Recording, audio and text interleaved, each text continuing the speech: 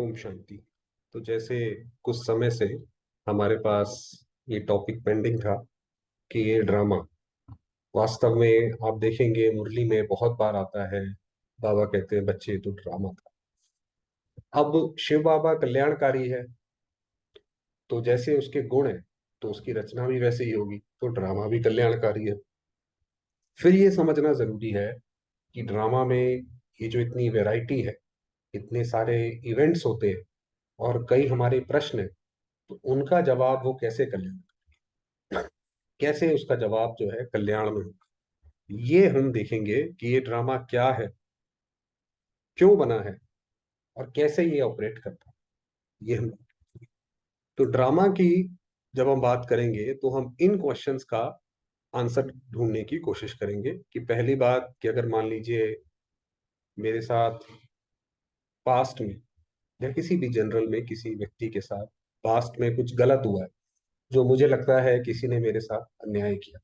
भाई हम जा रहे थे सड़क से, किसी ने ठोकर मार दी, एक्सीडेंट कर दिया, उसकी वजह से बहुत नुकसान हो गया हमारा शरीर का। तो अब ये पास्ट में जो गलत हुआ या हमने ही कुछ गलत कर दिया जिसका हमें आज तक गिल्ट है, तो क्या हम उसको ठीक कर सकते हैं? पहली बात तो ये कि क्या ड्रामा हमें ये अपॉर्चुनिटी देता है कि हम पुराना जो पास्ट है वो हम ठीक कर सकें। मान लीजिए हम पुरुषार्थ करना चाहते हैं, बहुत अच्छा, पास्ट में जाकर क्या हम उसको ठीक कर सकते हैं? अगले कल्प में हम उसको पुरुषार्थ ठीक कर सकते हैं? फिर ये दूसरा क्वेश्चन है कि ये ड्रामा बनाया ही क्यों गया? भाई ये इतना आप उसके अंदर गिरते हैं, दुख होता है, क्या फायदा है? क्या व्हाट इज द पर्पस? उसके पीछे पर्पस क्या है? तो आत्मा एक शरीर से दूसरे शरीर में, फिर एक भाई ने हमसे पूछा था कि ये बाबा कहते हैं कि आत्माएं ब्राह्मणों में पहले बुलाते थे। वो बुलाते तो थे, मगर वो आत्मा पहला शरीर छोड़ती नहीं है, दूसरे में भी आ जाती है। ऐसे कैसे है कि वो वाला छोड़ा नहीं, इसमें भी आ गई? फिर जो है विकार, ये वैसे हालांकि हमने एक वीडियो अलग से बनाया था सुख के ऊपर, मगर इसमें भी थोड़ी बात करेंगे कि विकार कैसे बुद्धि को खराब। और फिर लास्ट है कि क्या किसी आत्मा का इस ड्रामा में पार्ट खराब हो सकता है? क्योंकि आप देखिए जब ये ड्रामा क्लोज होगा तो कोई ना कोई आत्मा तो त्रेता में आएगी, कोई ना कोई आत्मा ड्रामा के अंत में सिर्फ एक ही जन्म होगा। तो तो अगर उसका एक ही जन्म है या उसका पार्ट खराब है, तो उसके लिए तो ये ड्रामा कल्याणकारी कैसे हुआ? उसके लिए सुखकारी कैसे हुआ? भगवान उसके लिए वो क्यों मानेगी भगवान? भगवान तो उसके लिए शांति दाता मुक्ति दाता हुआ ही नहीं, क्योंकि भगवान ने शांति दी नहीं, क्योंकि उसका तो पार्ट ही बाबा ने हमेशा ड्रामा के लिए खराब कर दिया। ऐसे कैसे? तो ये कुछ गहरे और ट्विस्टेड जो है प्रश्न है, इनका आज हम उत्तर ढूंढने की कोशिश करेंगे। सबसे पहले बात करते हैं ड्रामा की, सबसे जो बेसिक इकाई है वो है आत्मा, सोल। तो ये हमने पहले भी बात करी थी कि हर एक आत्मा परम धाम में कल्प वृक्ष के रूप में विराजमान, उसकी पोजीशन है। और हर एक आत्मा की अपनी एक पोजीशन है। भाई कोई आत्मा, जैसे बाबा भी बोलते हैं कि आप आत्माओं की तो परम धाम में भी बहुत अच्छी अवस्था है, पोजीशन है, आप बाबा के बिल्कुल करीब हो, आपकी चमक अलग है, बाबा ने ये बोला हुआ है। तो कोई आत्मा जो बाबा के पास है उसकी वैल्यू अलग है, उसका कोई पैरामीटर अलग है, और जो बाबा से दूर है उसका वो पैरामीटर डिफरेंट है। तो वो पैरामीटर क्या है? तो आप देखेंगे हर एक आत्मा जो है, बाबा ने बताया कि उसकी 7 शक्तियां हैं, और उन 7 शक्तियों के हिसाब से हर एक आत्मा का अपना एक मिक्स है, जो हमने पहले भी एक दूसरी वीडियो में किया था कवर। कि मान लीजिए कोई सोल है, उसके ये 7 शक्तियां, S1 से लेकर S7 जो 7 शक्ति है। तो जो सोल जो बाबा के पास होगी उसका आनंद का गुण ज्यादा होगा, तो उसका S1 बड़ा होगा, बाकी S2 S3 ये भी बड़े होंगे, मगर सबसे ज्यादा S1 बड़ा होगा। और जो बाबा से दूर होगी उसका हो सकता है शांति का बड़ा होगा, बाकी सारे .1 .2 ऐसे हो सकते हैं। तो हर एक का ये जो वाई कंपोनेंट है, जो ओवरऑल मिक्स है इन 7 का, वो हर एक आत्मा का अलग अलग है। तो इसीलिए जो है हर एक आत्मा का अपने आप में पार्ट भी विशेष है, और हर एक की अपनी पोजीशन भी यूनिक है, और इसी तरीके से वो काम करती है। तो वही हमने कलर्स के थ्रू एक बारी बताना शुरू किया था कि हर एक आत्मा जो है इन पर्टिकुलर कलर का हर एक का मिक्स हर एक को प्राप्त है, और ये हर एक का मिक्स एक दूसरे से डिफरेंट है। तो why is different for each soul. इसका जो मैसेज है इस स्लाइड का वो ये है कि हर आत्मा का पार्ट विशेष है। आप देखेंगे, अब बिल्कुल एक्सट्रीम केस लेते हैं, जैसे मान लीजिए शिव बाबा या ब्रह्मा बाबा, सॉरी। अब वो श्री कृष्ण की आत्मा है, उसका आनंद का पार्ट जो है वो चरम का है। उसको पसंद है आनंद का पार्ट। और एक ऐसी आत्मा जो कि कलयुग के भी बिल्कुल आखिर में जन्म लेती है, एक ही जन्म लेती है, उसका पार्ट विशेष इसलिए है क्योंकि उसने शांति में जो 5,000 साल में से 4900 साल जो है वो शांति में बिताए, और वो बाबा के साथ रही। वो इसी में सबसे ज्यादा खुश है कि मैंने इतना समय शांति में बिताया और मैंने इतना लंबा समय स्वयं बाबा के साथ बिताया, क्योंकि ये भी अपने आप में एक भाग्य की बात है। ठीक है, वहां पे परम धाम में आप सुषुप्त अवस्था में हैं, मगर बाबा के साथ तो है ना। और फाइनली उसको भी ये रिवील तो होगा कि तुम 4900 साल तो बाबा के साथ थी। तो इसी तरीके से उसका शांति के हिसाब से, क्योंकि उसकी रिक्वायरमेंट ही शांति की है, तो वो शांति के हिसाब से विशेष है। श्री कृष्ण का आनंद के हिसाब से विशेष है। तो इस तरीके से आप देखेंगे हर एक आत्मा का अपना एक यूनिक। फिर उसके बाद हर एक आत्मा का पार्ट यूनिक है, ये बात ठीक है। जो उसका वाई कंपोनेंट है, आप देखेंगे जो वाई है, जैसे भी श्री कृष्ण की आनंद की बात करी, तो हर एक आत्मा अपना जो भी व्यवहार करती है, विचार करती है, डिसीजन लेती है, वो सारा उस वाई कंपोनेंट के इर्द गिर्द ही घूमता है। जैसे श्री कृष्ण का आनंद का है, तो वो जो कर्म करेगी, विचार करेगी, संबंध निभाएगी, वो सब आनंद प्राप्त करने के लिए निभाएगी। उन सब का जो निचोड़ होगा वो ये होगा कि आनंद मिले, इसीलिए वो संबंधों में मधुर रहेगी। है ना, बुद्धि भी ऐसी होगी कि भगवान के प्रति ज्यादा लगी होगी। आप देखिए ब्रह्मा बाबा में आपको ये सारी चीजें मिलेंगी। संस्कार भी ऐसे होंगे कि बस बाबा के जो आए बाबा के प्रति समर्पित। तो ये हो गई। तो फ्री विल का अर्थ होता है कि आत्मा अपने सारे विचार व कर्म या बाकी जितनी भी चीजें यहाँ लिखी हुई हैं, वो उनका चुनाव इस तरीके से करेगी कि उसका वाई, जो उसका जो बताया था वाई कंपोनेंट, उसको वो पूरी तरीके से प्राप्त कर सके। तो फ्री विल तो हर एक आत्मा के पास है, हम सबके पास है। मगर वो फ्री विल आप कह सकते हैं जैसे एक मैथमेटिकल फॉर्मूले से बंधी हुई है, वो बाउंड है। ये है कहने का मतलब, फ्री विल है, इच्छा है, इच्छा कुछ भी कर सकते हैं, ये हम आगे बात करेंगे। मगर उसके ऊपर भी एक फॉर्मूला जैसे लगा हुआ है, उस फॉर्मूले के तहत ही करेंगे। तो अतः आत्मा का हर विचार कर्म एक मैथमेटिकल फॉर्मूला या पैटर्न के तहत। आप देखिए हर एक आत्मा जो भी कार्य करती है, चाहे वो अपना सिग्नेचर बनाती है, चाहे नाम लिखती है, चाहे कुछ भी है, आप हर एक चीज से उसकी पर्सनैलिटी पढ़ सकते हैं। तो इसका मतलब ये है कोई भी आत्मा चाहते ना चाहते हुए भी वो रैंडम सोच ही नहीं सकती, रैंडम विचार उसके में आ ही नहीं सकता।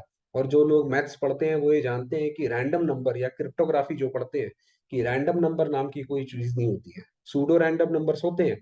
मगर आप एक्चुअली में मैथमेटिक्स में रैंडम नंबर जनरेट भी नहीं कर सकते, क्योंकि रैंडम नंबर का मतलब ही है ऐसी कोई चीज जिसको पता ना हो। और ऐसा अगर कुछ होता है जो रैंडम हो, तो यानी वो भगवान को भी नहीं पता, तो यानी भगवान त्रिकालदर्शी नहीं हुआ, भगवान जानी जाना नार नहीं हुआ, तो वो भगवान ही नहीं हुआ। तो इसीलिए इस यूनिवर्स में रैंडम, इसको दूसरी बात में बाबा बोलता है कि नथिंग न्यू, हर चीज जो है डिजाइंड है। और फिर या इस बात को ऐसे कहें कि आत्मा रैंडम विचार नहीं कर सकती है, जो हमने बात करी। और आत्मा ने जो विचार एक परिस्थिति में एक कल्प में किया, वो बार बार उसी परिस्थिति को अगले कल्प में करेगी। जैसे मान लीजिए मैथमेटिक्स का फंक्शन होता है y इक्वल टू 2x, तो x की वैल्यू जब भी 2 होगी तो y की वैल्यू अपने आप 4 हो जाएगी। तो ये हर कल्प में इसी तरीके से रिपीट होता है। तो हमारी जो मेमोरी है वो 5,000 वर्ष की है। उसके बाद जब हम दोबारा से घूमते हैं और दोबारा से हमारे सामने परिस्थिति आती है, तो अपने वाई कंपोनेंट के हिसाब से हम फिर दोबारा से वही डिसीजन लेते हैं कि इसमें ऐसे करना चाहिए। तो हम हर बार सेम डिसीजन, बट वो वाई के अराउंड ही घूमते रहते हैं, उसी गुण के अराउंड हम घूमते रहते हैं। अब जैसे हमने बात करी कि क्या आप रैंडम डिसीजन ले सकते हैं, नहीं ले सकते। अब आप यहाँ पे देखिए कि मान लीजिए कोई व्यक्ति है, वो मिठाई खरीदने जाता है, ठीक है जी, लड्डू खरीदता है। अब उसको उसका वाई कंपोनेंट मान लीजिए उसको इंद्रिय सुख प्राप्त करना है। अब ये जो उसने इंद्रिय सुख प्राप्त करना है, वो ये डिसीजन कैसे ले रहा है, ऐसे नहीं रैंडम ले लेगा। आप कोई बोले कि भाई वो तो रैंडम है, ले लिया, नहीं लिया तो नहीं लिया, इसमें सोचने वाली क्या बात, मगर ऐसा नहीं है। आप कोई भी फैसला लेंगे तो उसके कुछ एक्स कंपोनेंट होंगे। आप उसका प्राइस देखेंगे, आप उसकी टेस्ट देखेंगे, और अपनी प्रेफरेंस देखेंगे। इसके अलावा भी ढेर सारे हो सकते हैं, बट अभी हमने डिमॉन्स्ट्रेशन के लिए ये सिर्फ 3 लिए। उसके बेसिस पे मान लीजिए आपने डिसीजन लिया कि भाई ये मुझे लेना चाहिए। अच्छा, वहां पे फिर डाकू आ गया, उसने बोला भाई ये तो मुझे चाहिए, और कोई लेगा तो मैं उसको मार दूंगा। तो आपने बोला भाई ये तो जान माल की बात आ गई, ठीक है भाई ये तुम ले जाओ। तो अभी भी आपका डिसीजन जो है उसमें एक और एक्स ऐड हो गया, भाई लाइफ एट रिस्क, वो आपका ऐड हो गया। उसके बाद वहां पे पुलिस आ गई तो अब आपने कहा भाई अब कोई चिंता की बात नहीं। तो कहने का मतलब ये है कि जो भी हम डिसीजन लेते हैं वो कोई भी रैंडम होता ही नहीं है, नहीं हो सकता है। वो सारे के सारे एक मैथमेटिकल फॉर्मूला के थ्रू ड्रिवन होते हैं और वेल डिजाइंड होते हैं, इसलिए ये ड्रामा भी वेल डिजाइंड। तो यहाँ पे आती है फ्री विल है, आपके पास तो इच्छा है, मगर उसका उसके ऊपर भी एक फॉर्मूला लगा। तो हमने ये बात करी कि आत्मा जो है जो भी डिसीजन लेती है, वो हर एक परिस्थिति में जो उसने लिया है बार बार वो वही लेती है। जैसे ही एक्स की वैल्यू 2 होगी, वाई की वैल्यू ऑटोमेटिकली 4 हो जाएगी, तो वही ले लेगी। तो आपको पता है प्रकृति, ये तो खैर साइंटिस्ट ने भी, आप पढ़ेंगे तो उसमें मिल जाएगा कि प्रकृति तो उसमें सारे सर्कल्स ही ऑपरेट करती है। यहाँ तक कि जो ग्लेशियर्स हैं वो भी पिघलते और दोबारा बनते रहते हैं, तो साइंस में भी आता है। आप प्रकृति में हर जगह देखेंगे कि हर जगह सर्कल में ऑपरेट होती है। और प्रकृति की भी खास बात यह है कि जब उसके सामने भी एक परिस्थिति में भाई आपने H2 हाइड्रोजन के 2 एटम और ऑक्सीजन का एक एटम कहीं पे भी मिलाओगे, वो गिवन परिस्थिति में वो वाटर का ही एक एटम देगा। तो प्रकृति तो हमेशा, ये तो लॉ ऑफ इनर्जी है कि वो हमेशा गिवन परिस्थिति में सेम ही देती है, और सर्कल में ऑपरेट करती रहती है प्रकृति। क्योंकि प्रकृति सर्कल में ऑपरेट करती है तो आत्मा भी बार बार उसी सर्कल में ऑपरेट करती रहती है। और आत्मा और प्रकृति अगर दोनों के दोनों सर्कल में ऑपरेट कर रहे हैं, तो जो परमात्मा है तो वो भी सर्कल में ही ऑपरेट करते हैं। और क्योंकि वो ये पूरा सर्कल जानते हैं, इसलिए उन्हें त्रिकालदर्शी और ज्ञान सागर का। तो ये पूरे की पूरी ये सर्कल की कहानी है। तो इससे ये मतलब निकलता है कि आत्मा, परमात्मा, प्रकृति हर बार एक परिस्थिति में सेम डिसीजन लेती है। इसीलिए ये चक्र एग्जैक्टली दोबारा से वैसा ही रिपीट। हमने पिछले कल्प जिससे हम मिले, जो हमने बोला, जैसा भी किया, वो फिर दोबारा से हम वैसा ही करेंगे, वैसा ही रिपीट करेंगे, ऐसे ऐसे चलता रहेगा। फिर उसके बाद आप देखेंगे कि जब हम आत्माएं परम धाम में होती हैं, तो कोई आत्मा सतयुग में आती है, कोई आत्मा त्रेता में आती है। ऐसे कैसे भाई सारी आत्माएं सतयुग में आ जाए, क्यों नहीं आ सकती हैं? तो अब आप यहाँ पे एज्यूम कीजिए कि यहाँ पे एक आत्मा जो यहाँ पे येलो डॉट पे प्लेस्ड है, और उसका कंपोनेंट है Y3, Y1, Y2, Y3, नीचे का है थोड़ा, और उसमें सिर्फ 14 कलाएं। अब जब सृष्टि की शुरुआत होती है, तो सबसे पहले आपको पता है 16 कलाएं होती हैं, Y1, फिर उसमें श्री कृष्ण जब बड़े होते हैं तो Y2, और जब ये Y3, जब ये 14 कलाएं आती है, क्योंकि इस आत्मा के अंदर 14 कलाएं ही है, तो ये सिर्फ ये Y3 ही इंजॉय कर सकती है। अगर ये 16 कलाओं में आ जाएगी, 16 कलाओं का मतलब है कि वहां पे नियम ज्यादा होंगे, कानून ज्यादा होंगे। जैसे ब्रह्मा बाबा का आपको पता है, वो किसी भी नियम में कोताही नहीं बरतते थे। मगर उनके बाद धीरे धीरे जो सेकंड सक्सेसर आते गए, उन्होंने कहा चलो ठीक है भाई, थोड़ा सा यहाँ पे रियायत दे दी। मगर बाबा के समय तो बिल्कुल नहीं था। तो अगर वो 14 कला वाली अगर 16 कला में आ जाए तो उसको पूरा सुख नहीं मिलेगा। अब क्या है कि जैसे ही ये Y3 यहाँ पे आएगा, सृष्टि का समय और 14 कला का आएगा, तो क्योंकि ये आत्मा का गुण है, ये ड्रामा बना किस लिए है? इच्छा पूर्ति के लिए। तो जैसे ही वो देखेगी कि ये मेरा 14 कला का आ गया और यहाँ पे मैं अपने गुण का भरपूर आनंद ले सकती हूँ, वो वैसे ही वो नीचे आ जाएगी।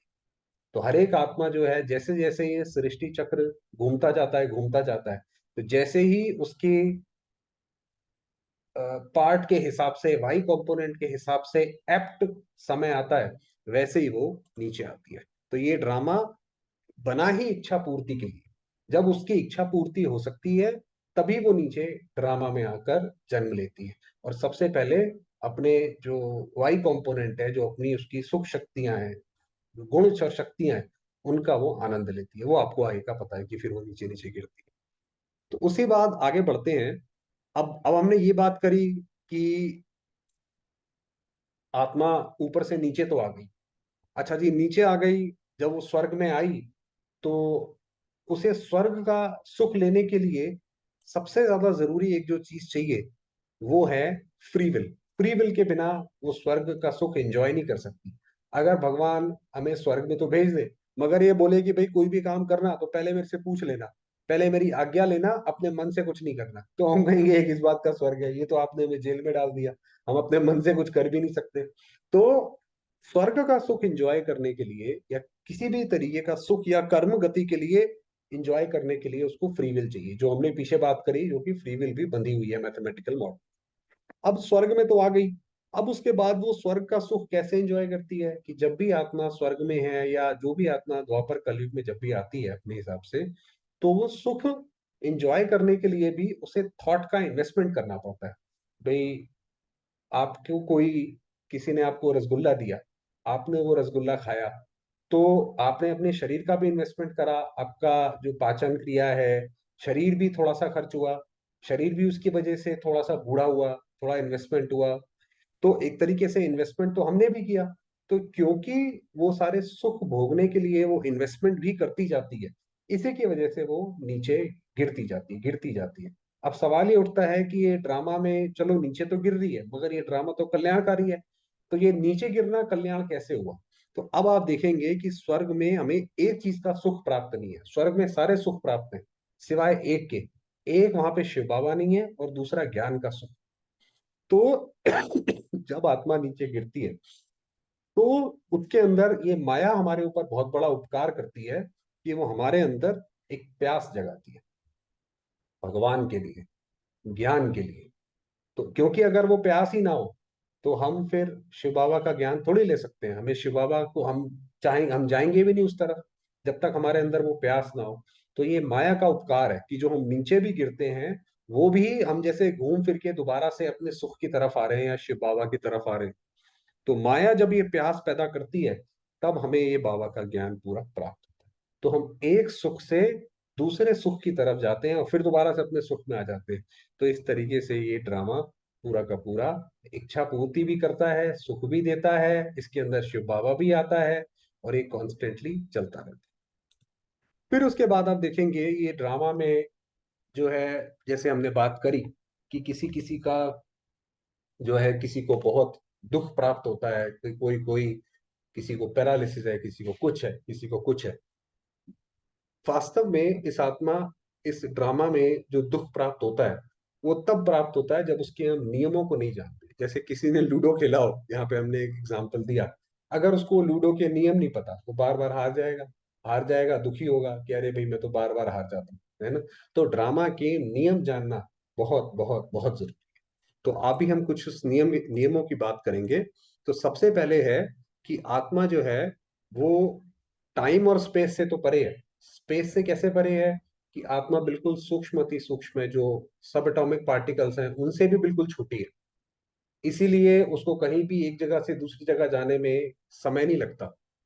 और वो टाइम से भी परे है, ऐसा नहीं है टाइम के साथ साथ उसके कोई शेप में कोई बदलाव आया या कुछ है। इसीलिए जब वो आत्मा एक शरीर से दूसरे शरीर में आती है तो वो जैसे एक ही समय पे दो जगह रह सकती है, क्योंकि उसको टाइम और स्पेस से वो परे। जैसे ये क्वांटम फिजिक्स का जो प्रिंसिपल आता है, मगर उसके ऊपर एक बंधन है, वो है कर्मों का, जिसको बाबा कहता है कि वो उसके पंख टूटे हुए हैं, कि वो जा तो कहीं भी सकती है, जन्म कहीं भी ले सकती है धरती पर, इस स्टेज पर वो कहीं पे भी आ जा सकती है, मगर बाबा के पास वापस नहीं जा सकती, परम धाम वापस नहीं जा सकती जब तक कि उसके कर्म के बंधन पूरे नहीं हुए। कर्म के तो बंधन हमें सबको पूरे करने ही पड़ेंगे। फिर उसके बाद है कि ये जो फिजिक्स का प्रिंसिपल है कि अगर कोई एक क्लोज्ड सिस्टम होता है, आपको पता है energy can neither be created nor be destroyed, कि ऊर्जा जो होती है वो ना पैदा की जा सकती है ना खत्म की जा सकती है। तो ये पूरा ब्रह्मांड जो है वो एक क्लोज्ड सिस्टम है। तो इस सिस्टम के अंदर जो है हम कोई भी विचार भी करते हैं तो वो भी जैसे हमारा एक कर्म बन के खड़ा हो जाता है। और फिर जब तक वो कर्म, जब तक वो पूरा नहीं होगा, जब तक वो सर्कल पूरा हमें उसका रिएक्शन नहीं मिलेगा, तब तक वो सर्कल पूरा नहीं होगा और तब तक वो कर्म बन के खड़ा रहेगा। ये तो मैंने एक विचार का दिया, ये आप इसको आगे आप एक्सटेंड कर सकते हैं कि क्योंकि विचार तो सबसे छोटी इकाई है। फिर इसके बाद जो बाबा जो तरीका बताते हैं और जो दुनिया वाले जो तरीका बताते हैं, आप देखेंगे कि बाबा जो हमें ज्ञान देते हैं, बाबा भी हमें सारी वही प्राप्तियां कराते हैं। फॉर एग्जाम्पल, जैसे सम्मान प्राप्त करने की, जो अज्ञानी मनुष्य है वो भी सम्मान ही प्राप्त करना चाहता है। उसी के लिए ही वो बड़ी बड़ी गाड़ियां, महल, और वो एक अपना समाज में एक स्टेटस बना के रखता है ताकि उसे सम्मान प्राप्त हो। बाबा हमें बताता है कि बच्चे सम्मान दो तो सम्मान मिलेगा। तो वास्तव में आप देखेंगे कि किसी भी प्राप्ति को प्राप्त करने के दो तरीके हैं। या तो हम उसको डायरेक्ट प्राप्त करने की कोशिश करें, जैसे अभी दुनिया में अभी जो लोग करते हैं। दूसरा तरीका ये है कि आप उसको देने का पुरुषार्थ करें। भाई आपको सम्मान चाहिए, आप सम्मान देने लग जाओ। आपको धन चाहिए, धन का दान करने लग जाओ।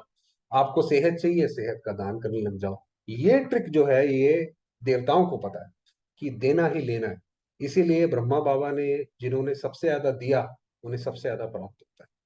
तो यहाँ पे ये जानना जरूरी है कि कोई भी चीज अगर हमें अपने जीवन में चाहते हैं, जैसे एग्जाम्पल दिया सम्मान, प्यार या रिस्पेक्ट, या लोगों से हम जो भी इसके अलावा हम चाहते हैं, वो हम जितना देंगे श्रीमत के हिसाब से, उतना ही वो वापस हमें मिलेगा, क्योंकि ये तो कर्म का सिद्धांत है। फिर उसके बाद है कि जो हमने बात करी कि किसी के साथ अगर पास्ट में गलत हुआ है, तो ये बात आप जान लीजिए कि ये ड्रामा जो है पूरी तरीके से न्यायकारी। चाहे पास्ट में चाहे प्रेजेंट पे हमारे साथ जो भी हो रहा है वो हमारे ही कर्मों का फल।